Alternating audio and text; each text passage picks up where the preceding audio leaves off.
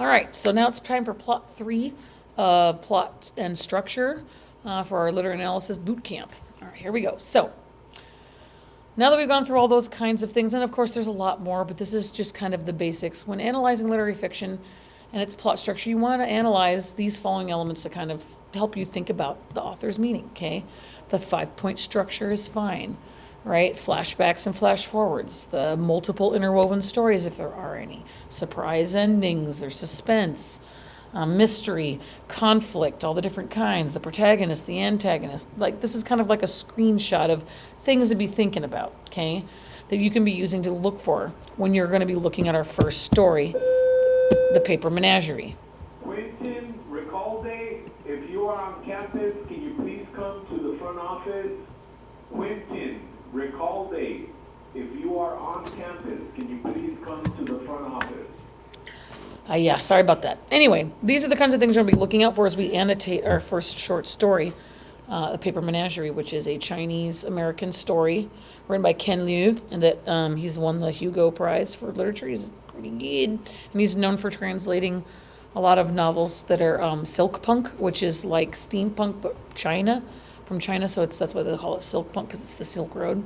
Anyway, you're going to be looking for these things and trying to find meaning when you find these things in the story to try to help us look at the story through this lens, okay? And I want to show you an example of what we're going to be doing. You don't need to do it yet, but when we get together in class, we're going to work on this together, okay? So this is a story by Nalo Hopkinson. She is an Afro-Caribbean / Canadian author. The flag's in her face. The next slide, it won't be.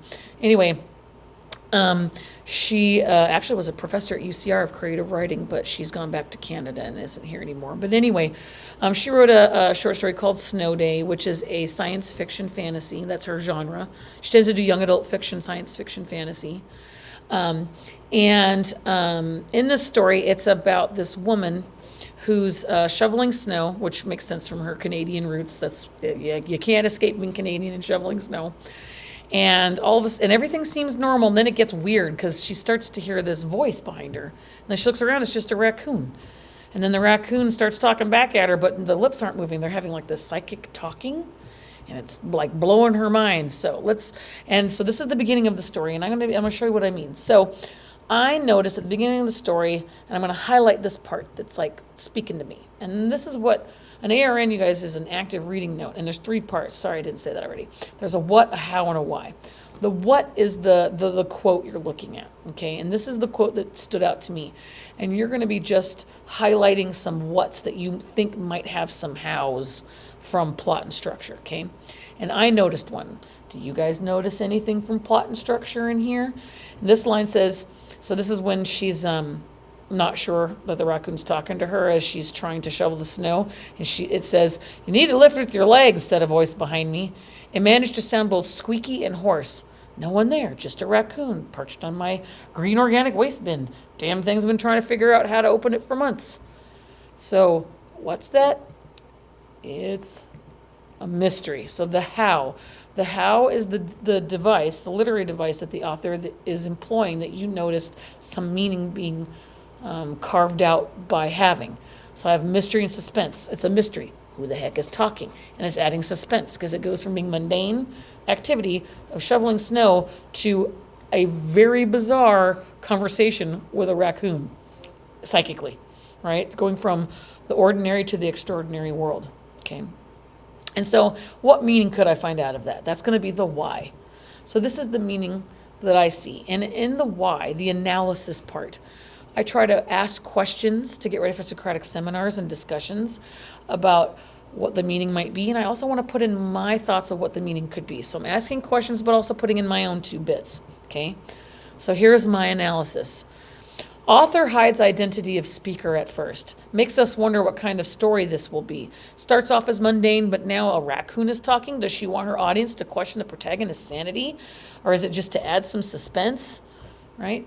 So here I'm asking questions, but I'm also putting in thoughts of what I think she's doing. I think she's doing it to kind of add some mystery and suspense, but is she also trying to get us to question if the narrator is crazy or is something really special going on here? Okay. So not the deepest, it's true, but let me show you another one. So after she gets her bearings that there's a raccoon talking to her, all of a sudden a car starts to slide on the ice and crashes into the porch.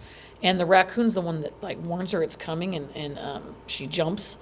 And then the person comes out of the car, and then all these animals start to come out of their homes, and people are coming out of their homes, and all the animals are talking to each other, and they're all these people are coming out of town to this spot for some reason, and they don't know why.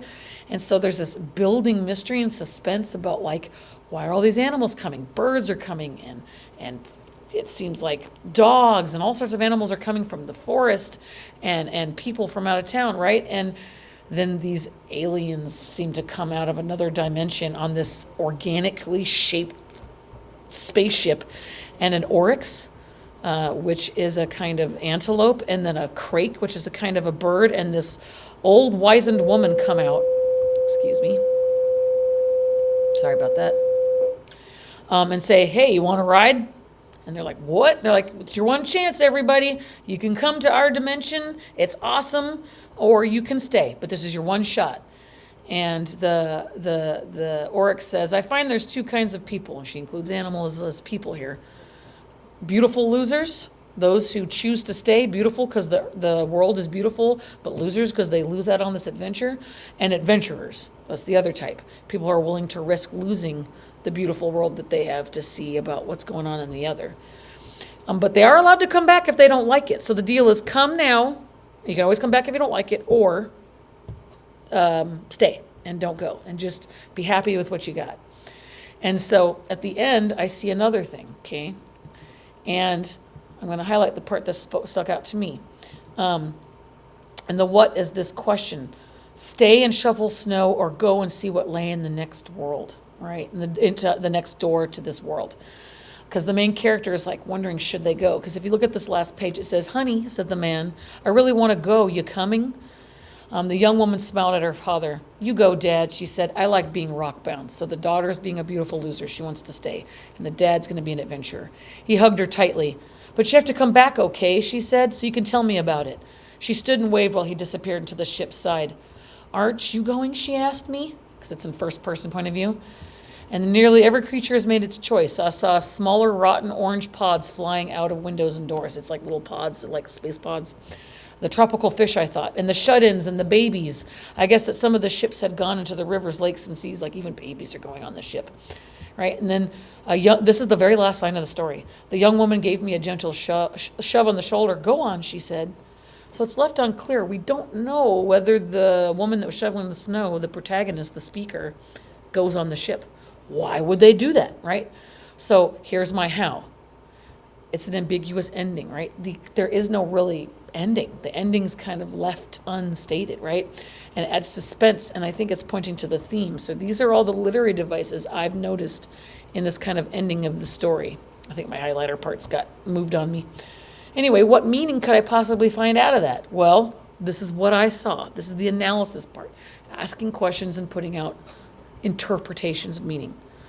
Author leaves the decision cut out. Was this just to add suspense, a cheesy cliffhanger to allow for a sequel, or was this to make the reader think about what they would do? Is it better to be a beautiful loser or adventurer, as the Oryx noted? Both have their benefits, but to stay behind, would we not suffer horrible FOMO forever? Is she arguing we all need to make our own choices, or is she trying to push us to be adventurous, not live an NPC life? Right? See how I'm kind of asking these questions like what would I do?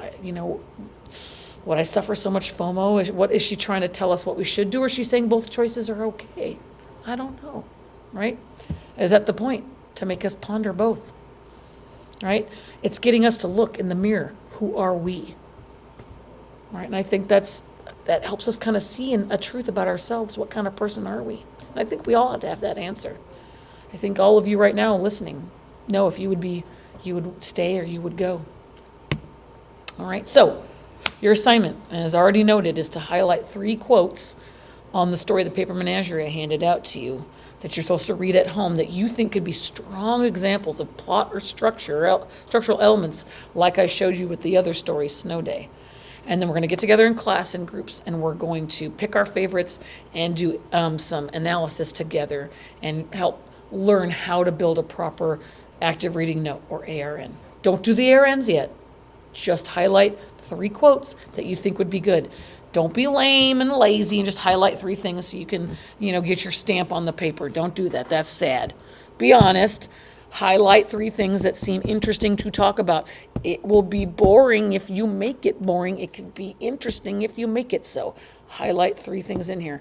The story Paper Menagerie is a fabulous story. Makes me cry every time I read it. It's wonderful, and I think a lot of you will relate to it, whether or not you have a parent who speaks a different language at home, whether or not you are a mixed person of American and non-American, whatever that is. I think all of us can find see themselves in this a little bit.